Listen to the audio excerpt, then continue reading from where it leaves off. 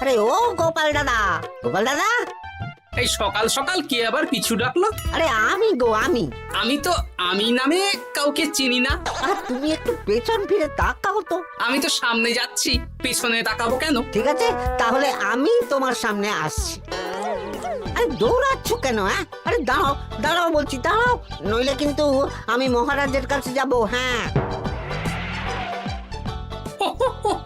ও ভোলা তুমি?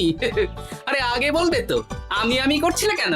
একদম কথা ঘোরাবে না গোপাল দাদা। এবার বলো কি বলছি। দেখো, আমি তোমাকে আগের বছর 50 মোহর ধার দিয়েছিলাম। এ কি, তোমার তো মিষ্টির দোকান, ধার দিলে তো লোকে ছুরি কাঁচি ধার দেয়, আর তুমি মোহরে ধার দেওয়ার ব্যবসা শুরু করেছো কবে থেকে বলো দেখি? আবার কথা ঘোরানো শুরু করেছো? হ্যাঁ, আমি এবার কিন্তু সত্যি মহারাজের কাছে যাব। আরে মজা করছি তো। আরে বারবার আমাদের মধ্যে মহারাজকে টেনে আনার কি দরকার বলো তো? সে না হয় টানলাম, তবে তুমি ওই আমার 50 মোহর সুদ সহ কবে ফেরত দেবে বলো তো? আর কিন্তু তোমার হাতে ওই 1 সপ্তাহ সময় আছে। হ্যাঁ, 1 সপ্তাহ মানে কতদিন ভাই? 7 দিন, 7 দিন। 7 দিন?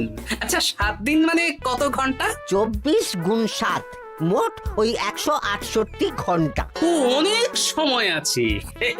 দেখো গোপাল দাদা, তোমার সাথে কিন্তু আমার ওই কাগজে কলমে লিখিত পড়িত আছে। হ্যাঁ, যদি ওই সময়ের মধ্যে তুমি আমার কাছ থেকে নেওয়া ওই অর্থ আমাকে ফেরত না দিতে পারো, তাহলে কিন্তু তোমার ওই বাড়ি ঘর সব আমার হয়ে যাবে। হ্যাঁ, হ্যাঁ হ্যাঁ, মনে আছে মনে আছে।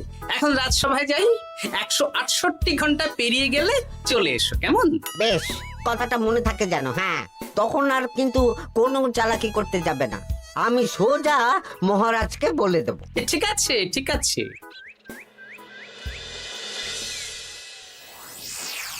দেখুন মহারাজ, নিজের চোখেই দেখুন, সবাই হাজির, শুধু গোপাল ধা। সত্যি গোপাল ইদানিং আবার দেরি করে আসা শুরু করেছে। ওকে আচ্ছা করে ধোলাই দিন, তাহলেই চলে আসবে। কাজের কাজ তো কিছু করে না, শুধু বসে থাকে, তাতেও এই। যা বলেছেন মন্ত্রী মশাই। আমার মতে গোপালকে রাজসভাতেই বেঁধে রাখুন, তাহলে আর বাড়িতে যেতেও হবে না, আর দেরি করে আসবেও না। রোজ রোজ গোপাল করে রাজসভায় আসতে দেরি, তাই এবার তার পায়ে পড়াতে হবে বেড়ি। এই তো মহারাজ চলে এসেছি। আর বলবেন না, রাস্তায় ভোলা ময়রা চেপে ধরেছিল। থাক, আর অজুহাত দিতে হবে না। নেহাত ভাগ্যের জোরে এই রাজসভার চাকরিটা পেয়েছিল। হ্যাঁ, মহারাজ ভালো মানুষ, তাই তোমাকে পুষছেন। আচ্ছা আপনি কি বলতে চাইছেন কি? আমি বলতে চাইছি যে মহারাজ যদি তাড়িয়ে দেন, তাহলে তোমার কি কিছু করে খাওয়ার যোগ্যতা আছে গোপাল? আপনার নিজের যোগ্যতা আছে? আছে বলেই বুক ফুলিয়ে বলছি। হ্যাঁ, মন্ত্রী এটা একটা ভালো প্রসঙ্গ তুলেছে। আমার রাজসভার সকল সভাসদদের বলছি, যদি কোনো কারণে তোমাদের চাকরি চলে যায়, তাহলে তোমরা কি করবে একবার ভেবে দেখেছো? না মহারাজ, ভাবনাটা আমি সঠিক সময় কাজে লাগাই, ওই অকারণে ভেবে মাথা খারাপ করতে চাই না। হ্যাঁ, আহা, রাজসভার চাকরিটা তো তোমাদের পেশা। এই পেশার বাইরে তোমরা কে কি করতে পারবে? দেখুন মহারাজ, আমি তো ভেবেই দেখেছি যে যদি রাজসভার চাকরি না থাকতো, তাহলে আমি ব্যবসা করতাম। আমি মহারাজ যদি বিজ্ঞানী না হতাম, তাহলে শিক্ষা দান করতাম। আমি তো ছবি আঁকতাম, কলম না থাকলে আমি তুলি ধরবো। আমি কামারশালায় কাজ করতাম। আমার তো ছোটবেলায় মূর্তি বানানোর শখ ছিল, আমি মৃৎশিল্পের কাজ করতাম। কি গোপাল, এবার তুমি বলো। সবাই তো কিছু না কিছু বিকল্প ভাবনা চিন্তা করে রেখেছে। দেখুন মহারাজ, অনেক ভেবে দেখলাম আমার কাজ তো ভাড়ামো, তাই আমি লোক হাসিয়েই পয়সা রোজগার করব। আর বিশেষ কোনো গুণ তো আমার মধ্যে খুঁজে পাচ্ছি না মহারাজ। বেশ, আমি একটা ছোট্ট পরীক্ষা নেব। আজকের পর থেকে আগামী 7 দিন, আর এই 7 দিন তোমরা তোমাদের যা মন চায় সেটা করে রোজগার করবে। আমি তো খেতে ভালোবাসি। তাহলে খাবে। গোপাল হয় মুখ খুলে থাকে, নইলে চোখ বন্ধ করে। ও শুধু দুটো কাজই ভালো করতে পারে। আর 7ম দিনের শেষে বিচার হবে কে কত রোজগার করেছে। যার রোজগার সবচেয়ে বেশি হবে তাকে আমি দেব 100 মোহর উপহার।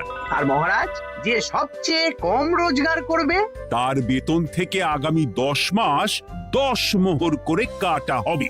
কি রাজি তো? হ্যাঁ, রাজি রাজি।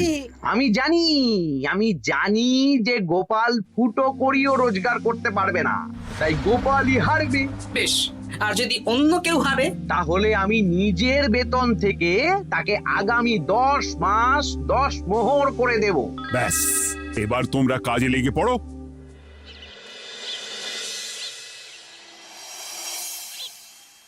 এ কি গিন্নি, আজকেও নিরামিষ? হ্যাঁ, আজকেও নিরামিষ খেতে হয়। হ্যাঁ, রোজই তো কিছু না কিছু একটা লেগে আছে তোমার। আমাদের পুরো শরীরটাই তো আমিষ। হ্যাঁ, তাহলে আমিষ খেতে বাধা কিসের বলো দেখি? বেশি তর্ক করতে হবে না বাপু, তা তোমাকে ডিম বানিয়ে দেবো। হ্যাঁ, না, আমি মানুষই ঠিক আছি গিন্নি। আরে তোমাকে ডিম বানাবো বলেছি নাকি? আমি বললাম তোমার জন্য ডিম বানিয়ে দেবো। জন্যটা তো বলনি তখন।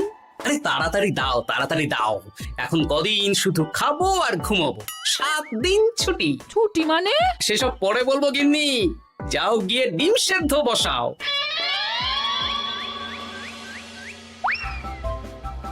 আরে করছোটা কি? বাড়িতে যা মোহর আছে সব তুলে কোথায় নিয়ে যাচ্ছ? আড়ত বাজারে। কেন কেন? তুমি আড়তে গিয়ে কি করবে? আড়তটাই কিনে নেব। কেন? তাহলে খোলা বাজারের সব ব্যবসায়ী আমার কাছে আসতে বাধ্য হবে, আর আমি ভালো মুনাফা রেখে সব বিক্রি করব। এ কি? রাজবাড়ি সুখে চাকরি ছেড়ে দিলে নাকি? না না না, এখন 1 সপ্তাহ ব্যবসা করে মহারাজের কাছে আমার যোগ্যতা প্রমাণ করব। সব পরে বুঝিয়ে বলবো।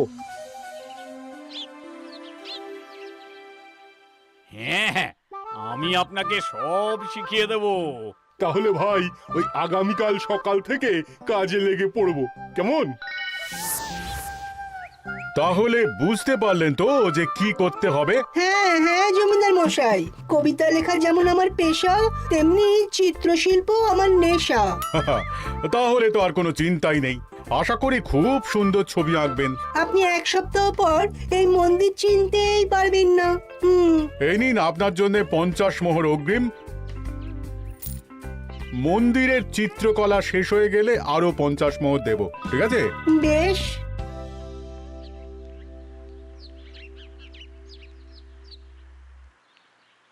এই হাত চালা, হাত চালা। হাত পা সবই তো চালাচ্ছি মন্ত্রী মশাই। আপনি এত শাকসবজি আনাজ দিয়ে করবেনটা কি? আমি এখন 7 দিন কৃষ্ণনগরের বাজার নিয়ন্ত্রণ করব, তাই সব জিনিসপত্র আড়ত থেকে আমি নিজেই কিনে নিয়েছি। এবার সাধারণ বাজারের দোকানদাররা আপনার কাছে আসবে। কাল সকাল থেকে শুধু মোহর গুনবো।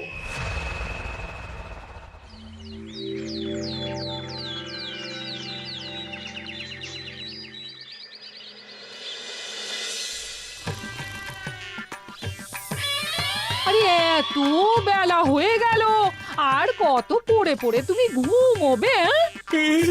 এত লম্বা ছুটি পেয়েছি, এখন তো বিশ্রাম নিতেই হবে গিন্নি। কিন্তু পুকুর ঘাটে গিয়ে তো আমি অন্য কথা শুনলাম। তুমি আবার কি শুনেছো? তোমাদের মহারাজ নাকি বলেছেন আগামী 1 সপ্তাহ তোমরা সকল সভাসদেরা ওই সকল সভাসদেরা নিজের ইচ্ছে মতো কাজ করে রোজগার করব। আমার কাজ তো ভাড়ামো করা, তাই ভাড়ামোর সুযোগ এলে সেটাই করব। কিন্তু যদি সুযোগ না আসে, তাছাড়া যার রোজগার সবচেয়ে কম হবে তার তো বেতন থেকে 100 মোহর কাটা হবে গো। এই খবরও পেয়ে গেছো? বাবা, পুকুর ঘাট না পরনিন্দা পরচর্চা কেন্দ্র? হ্যাঁ, ওসব বাজে কথা বাদ দিয়ে কোনো কাজ শুরু করো, কাজ শুরু করো। এরকম গা এলিয়ে শুয়ে থাকলে ভগবান এসে তোমাকে পয়সা দিয়ে যাবে না গো। গোপাল দাদা, ও গোপাল দাদা, বলছি গোপাল দাদা, কি খবর গো? এই তো গতকাল তোমার সাথে কথা হলো, আজ একেবারে বাড়িতেই চলে এসেছো। তোমার যা হালচাল তাতে তো মনে হচ্ছে ওই কদিন পরে বাড়িটা আমারই হবে। আর সেই আশাতেই বসে থাকো। এই ভোলাময়রা এসেছে কেন গো? এসব কি বলছে? মা ঠাকুরুন, আপনার কাছে আর কি লোকাবো? বহুদিন আগে গোপাল দাদা আমার কাছে 50 মোহর ধার নিয়েছিল। সেই ধারের থেকে 5 মোহরা এখনো আমাকে শোধ করেনি। সে কি? হ্যাঁ, শর্ত অনুযায়ী যদি গোপাল দাদা আগামী ওই 6 দিনের মধ্যে ধার না শোধ করতে পারে তাহলে এই বাড়ি আমার হয়ে যাবে। তুমি আমাকে এত বড় কথা লুকিয়ে রেখেছো? হ্যাঁ, না আমি বলবো বলবো করে বলা হয়ে ওঠেনি আর কি। এবার আপনি দেখুন গিন্নিমা কি করবেন। ভিটে মাটি ছেড়ে কোথায় গিয়ে উঠবেন দেখুন। কি গো, এতেও তোমার হুঁশ হয় না? হ্যাঁ? ধুর, এই অযথা চিন্তা করো না তো, কিছু না কিছু একটা হয়ে যাবে।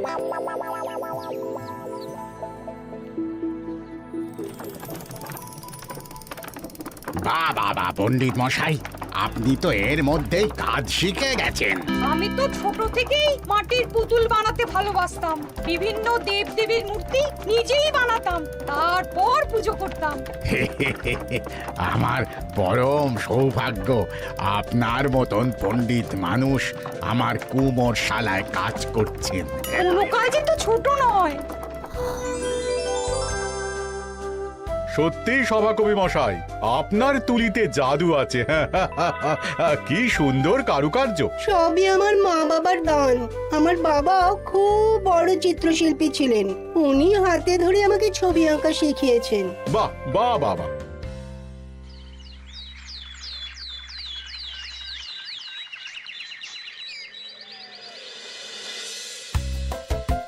এই যে পুটি, আজকে তো একটা মজার জিনিস শেখাবো। কি জিনিস? নয়ের নামটা তো তোরা পড়েছিস। হ্যাঁ, বল তো। 9 একে 9, 9 দুগুণে 18, 3 9 27, 4 9 36। ঠিক আছে ঠিক আছে, এবার থাম। পুরো মুখস্থ। সে তো বুঝতেই পারছি। এবার মজার জিনিসটা দেখ। 9 কে 9, 9 দুগুণে 18। 18 মানে কি?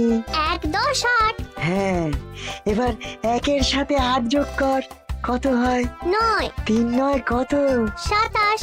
2-এর সাথে 7 যোগ করলে কত হয়? 9 36-এর 3-এর সঙ্গে 6 জুড়লে 9। আরে বাস, দারুণ তো। হ্যাঁ হ্যাঁ।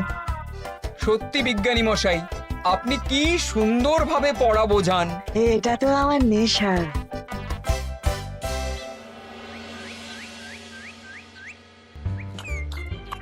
বলছি, তুমি তো দিব্যি বাড়িতে বসেই আছো। হ্যাঁ, কিছুই তো করছো না। সত্যি বলো তো, তুমি ভাড়ামো ছাড়া আর কি কিছু করতে পারো? হ্যাঁ, এই আদেশ করতে পারি। গেনি একটু তরকারি দাও তো, জলের ঘটিটা দাও না। যত সব। আচ্ছা, সত্যি তো ভাঁড় না হলে আমি কি হতাম? আমি কুমোর হতাম। মাটির কাজ শুনেছি খুব সোজা। যাই, কুমোর পাড়া যাই।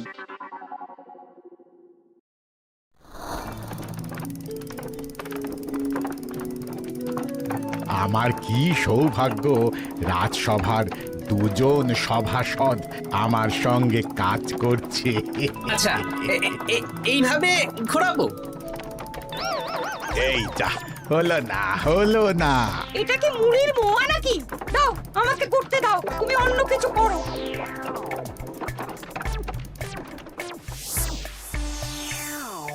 বলো গোপাল দাদা, কি দেবো? মুড়ির মোয়া, তিলের নাড়ু?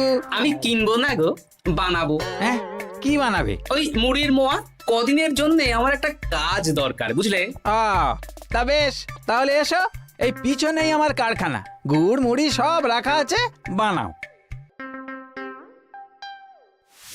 এই দেখো, এই যে গুড়ের হাঁড়ি আর ওই যে মুড়ির বস্তা, এবারে বানাও। বেশ, আমি তবে সামনে দোকানটা সামলাই।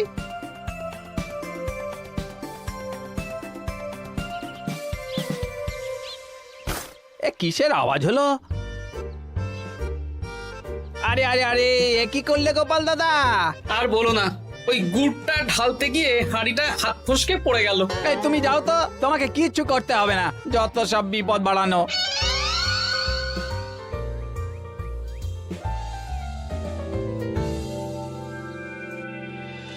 তোমার দ্বারা কিছুই হবে না। হ্যাঁ, সত্যি তো, আমার দ্বারা যে কিছুই হবে না গিন্নি। তাহলে তুমি করবেটা কি? এমন করে বলো না গিন্নি, সবারই খারাপ সময় যায়। আর খারাপ ভালো, যে সামান্য মুড়ির মোয়া বানাতে পারে না তার মুখে এসব মানায় না। এদিকে বাজারে সবজির দাম হু হু করে বেড়ে গেছে। হ্যাঁ? তাই নাকি? বলি তুমি জানবে কি করে? কদিন তো শুয়ে বসে আছো, আমি তো বাজার দোকান করি। মন্ত্রী মশাই এখন আড়ত সামলাচ্ছেন আর সাধারণ বিক্রেতাদের চড়া দামে বিক্রি করছেন। হ্যাঁ, ও বেটা জীবনে শোধরাবে না। উনি তো তাও ছলে বলে রোজগার করছেন গো। আর তাছাড়া অনেকে পথে গান শুনিয়েও রোজগার করেন, সেটাও তো তুমি পারবে না। হ্যাঁ, এই তো পেয়েছি। 6 দিনের মাথায় তো রাজসভায় একটা বৈঠক হবে, সেদিনই আসল মজা জমবে। কিসের মজা গো? হ্যাঁ, সেটা সেদিনই বুঝতে পারবে।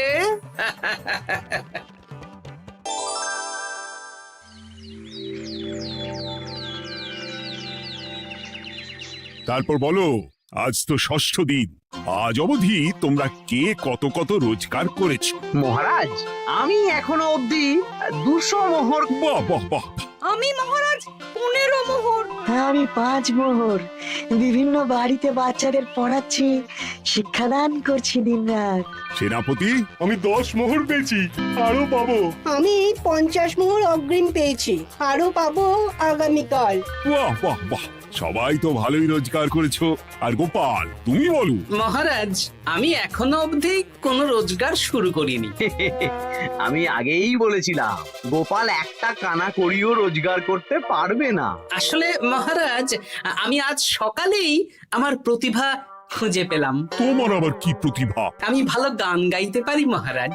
আমার ছোট্টবেলার ইচ্ছে ছিল আমি রুদ্ধদ্বার সভা করব, গান গাইবো, আর দর্শক বা শ্রোতারা আমার গান শুনে আমাকে পয়সা দেবে। বাহ বাহ বাহ! তা শোনালে না কেন?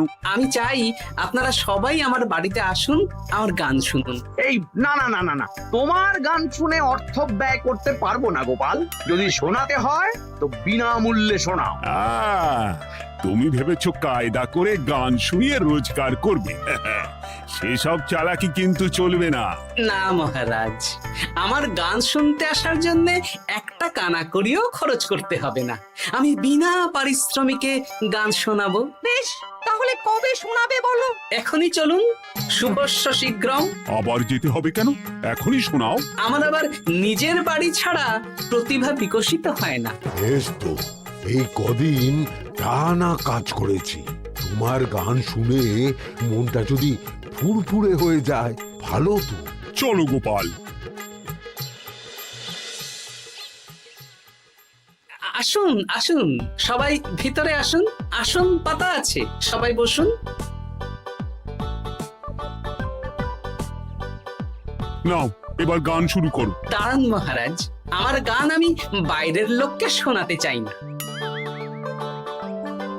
কু কু বাবা, আবার কোকিলের মতন আওয়াজ করছে। কু।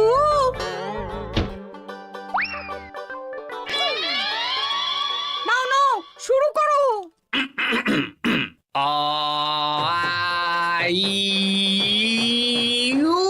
ওরে বাবা রে বাবা! আরে এত চিৎকার করছো কেন? থামো থামো থামো! এটা ভালো লাগছে না? অন্য গান শোনাচ্ছি তাহলে। আকাশে মেঘে বাতাসে বায়ু, জ্যোতিষী বলেছে আমার 100 বছর আয়ু। আরে থামো থামো, আরে কান ঝালাপালা হয়ে গেল। না, থামতে আমি পারবো না, গান শুনতেই হবে। ওরে ওরে বাবা রে বাবা, এই কানে তালা লেগে গেল, আমি পালাই। পালাতে পারবেন না, বাইরেও তালা দেওয়া আছে। বাইরে তালা খুলতে বলো। বাইরে বেরোতে হলে প্রত্যেককে 100 মোহর দিতে হবে। আমরা তো আগেই বলে দিয়েছি, তোমার গান শোনার জন্য কোনো পয়সা দিতে পারবো না। এটা তো গান শোনার জন্যে নয়, বাইরে যাওয়ার জন্যে। আমার গান শুনতে আসার জন্যে কোনো অর্থ লাগে না। গান শুনে বাইরে বেরোতে গেলে অর্থ লাগবে, জনপ্রতি 100 মোহর মাত্র। কি জ্বালাতন! হয় দিন, নইলে আবার শুরু করছি। থামো থামো! আপনারা কি সবাই দেবেন, না এখানেই থাকবেন? এই আমার কাছে এখন 50 মতন মোহর আছে। আমার কাছে 5 মোহর আছে। সে আমি লোক পাঠাচ্ছি আপনাদের সবার বাড়িতে। পুরো অর্থ পাবো, তারপর সবাইকে ছাড়বো। আচ্ছা, এটা কি ঠিক করলে গোপাল? দেখুন মহারাজ, আমি কথা নিয়ে খেলি। সব সভাসদেরা 6 দিন খেটে যা না রোজগার করেছে, আমি শুধু বুদ্ধির জোরে আর ভাড়ামো করে ঘন্টা খানিকের মধ্যে তার থেকে বেশি রোজগার করে নিলাম। যদিও এখনো একদিন সময় আছে। সত্যি গোপাল, তোমার বুদ্ধির জবাব নেই। মন্ত্রী মশাই, যে সবচেয়ে কম রোজগার করবে আপনাকে কিন্তু তাকে আগামী 10 মাস 10 মোহর করে দিতে হবে। হ্যাঁ নয় হ্যাঁ, এরকমই তো তুমি মুখ বড় করে বলেছিলে। গিন্নি কই গো, ভোলাকে ডেকে আনো, ওর ধার আজকেই শোধ করে দেব। হ্যাঁ যাচ্ছি। হ্যাঁ, আমরাও যাচ্ছি। গোপাল, কালকে রাজসভায় এসে তোমার পুরস্কারের অর্থটাও নিয়ে যেও। সে তো নিশ্চয়ই।